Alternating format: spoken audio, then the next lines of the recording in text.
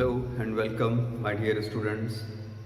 New chapter है और chapter का नाम है माइक्रोब्स इन ह्यूमन वेलफेयर। इससे बहुत सारे क्वेश्चन नीट में डायरेक्टली पूछे जाते हैं। इसके अलावा बोर्ड में भी एक दो शॉर्ट पैराग्राफ जरूर आ जाते हैं, वन वर्ड क्वेश्चंस आ जाते हैं। माइक्रोब्स यानी ऐसे ऑर्गेनिज्म जो नेकेड आई से आप नहीं देख सकते हो, that can be only seen with the help of microscope, with the help of magnifying glasses. Okay, so all those organisms are microorganisms, especially bacteria, viruses, some protozoans and some fungal strains. तो ये microbes में आते हैं, सब collectively they are microbes. अब इसमें से कुछ माइक्रोब्स हमारे लिए बहुत यूज़फुल हैं, कुछ हार्मफुल हैं। यहाँ पे हमें ह्यूमन वेलफेयर की बात करनी है, यानी नो डाउट कि हमें ऐसे बैक्टीरियल या वायरल या फंगल स्ट्रेन्स को पढ़ना जो हमारे लिए फ़ायदा पहुँचाने वाला काम करें। वेलफेयर की बात हो रही है, तो कहाँ कहाँ पे हम वेलफेयर को आप चाहते हैं कि हमारे लिए वेलफेयर हो, या कितने एस्पेक्ट्स हो सकते हैं माइक्रोब्स के ह्यूमन वेलफेयर के रेस्पेक्ट में। First one is the house hold products, the use of microbes in household products. Second one, to obtain the industrial products. The third one is in the sewage treatment, क्योंकि जहाँ population है वहाँ sewage भी बहुत होता है, तो sewage treatment. Then biogas production, biogas production, जहाँ विलेजेस हैं बहुत सारे, वहाँ बायोगैस का अगर प्रोडक्शन हो पाए, या पॉपुलेशन में जो सीवेज है अगर उससे किसी तरह से हम बायोगैस प्रोड्यूस कर पाएँ और उसका यूज़ हम अपने छोटी मोटी ज़रूरत के लिए कर पाएँ, लाइक स्मॉल एरिया में इलेक्ट्रिसिटी प्रोड्यूस करना हो या फूड वगैरह के लिए उसे यूज़ कर पाएँ, that's very good. So biogas production.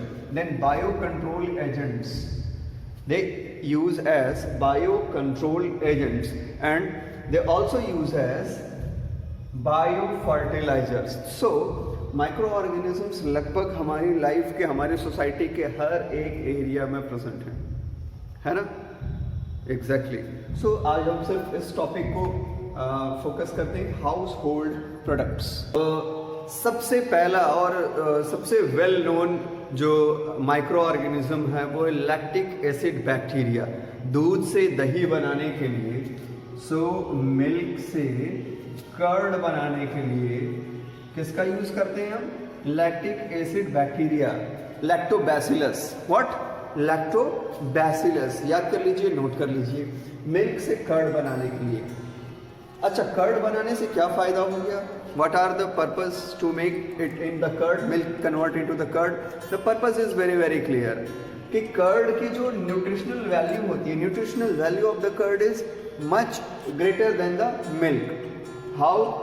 Actually इसके पास जो क्या बोलते हैं कर्ड होता है, उसमें एडिशनली B12 प्रेजेंट होता है।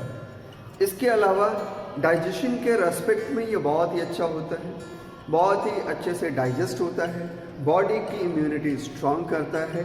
B12 प्रेजेंट होने की वजह से विटामिन जो है B12 वो ज़्यादा से ज़्यादा बॉडी में ले जाता है। इसके अलावा जब कर्ड हम यूज़ करते हैं तो कर्ड के साथ लैक्टिक एसिड बैक्टीरिया जो है वो हमारी बॉडी में, हमारे इंटेस्टाइन में भी जाते हैं, और इंटेस्टाइन में जो हार्मफुल पैथोजेंस हैं, माइक्रोब्स हैं, उनको भी चेक करते हैं। सो इसके बहुत सारे फ़ायदे हो गए, दही खाने के बहुत सारे फ़ायदे हो गए।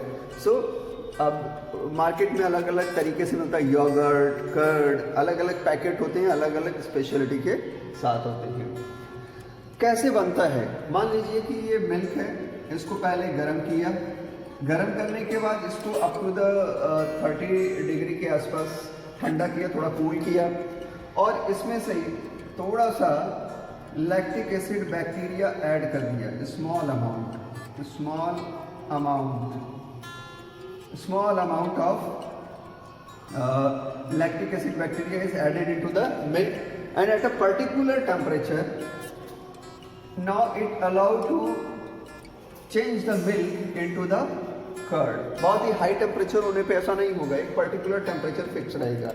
This small amount of lactic acid bacteria is known as inoculum.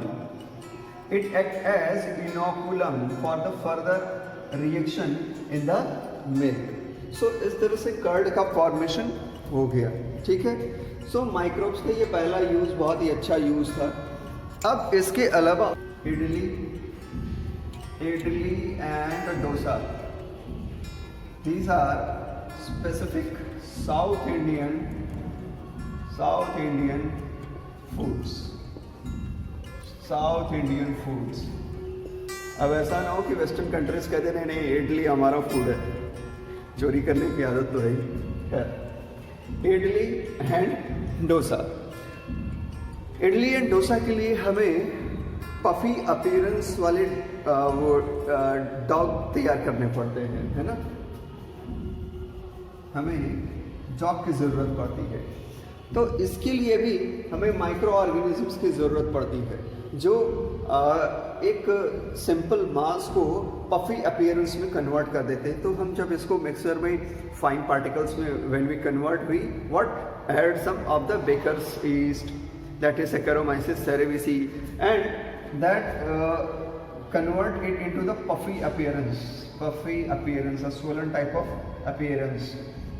So जब भी इसको हम हीट करते हैं, इसमें से क्या होता है, CO2 गैस रिलीज होती है, CO2 gas is released when we heat on the oven, या जहाँ भी हम बनाते हैं वो एक अलग सा एक टेम्पलेट टाइप का होता है इडली बनाने के लिए। तो इसमें से जो CO2 निकलता है, इसकी वजह से इडली स्पंजी हो जाता है ना। यस, और जितना अच्छा स्पंजी होता है उतना वो सॉफ्ट होता है, उतना अच्छा लगता है खाने में।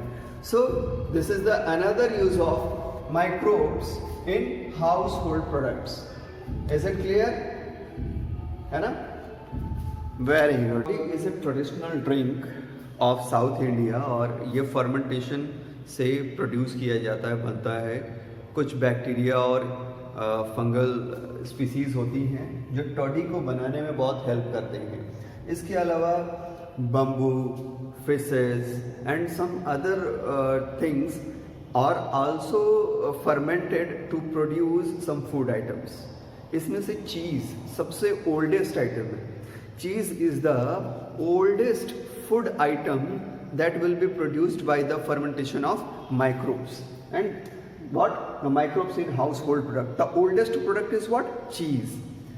So large hole in the Swiss cheese, इसकी हम बहुत तारीफ करते हैं स्विस चीज़ की। क्यों होता है उसमें लार्ज होल्स, क्यों होते हैं, वो सॉफ्ट क्यों होते हैं, एकदम प्यारा सा। It is due to due to the production of large amount of CO2 gas by a bacterium known as Propionibacterium cerberi। Propionibacterium cerberi, फिर से देख लीजिए, Propionibacterium cerberi, ठीक है।